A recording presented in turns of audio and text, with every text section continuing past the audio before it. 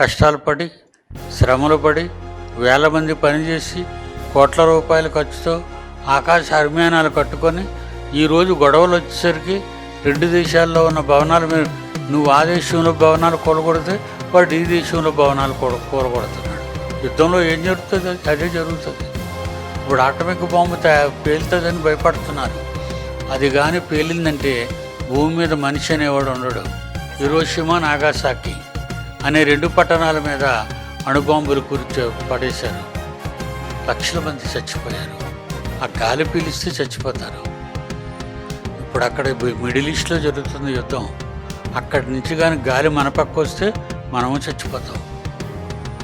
విషపూరితమైనటువంటి bomb అది. Uranium bomb అంటారు. దేవుని పిల్లలారా, జ్ఞానంతో నీ పట్టణాన్ని డెవలప్ చేసుకొని అందమైన పట్టణంగా తీర్చిదిద్ది ఈరోజు పక్కింటోడితో గొడవ వస్తే నువ్వు వాడిల్లు కూలగొడితే వాడు నీ ఇల్లు కూలగొడితే మరి ఇంతకాలం ఉండి మీరు సాధించింది ఇదేనా? ఇలా పగలగొట్టుకోవడానికేనా?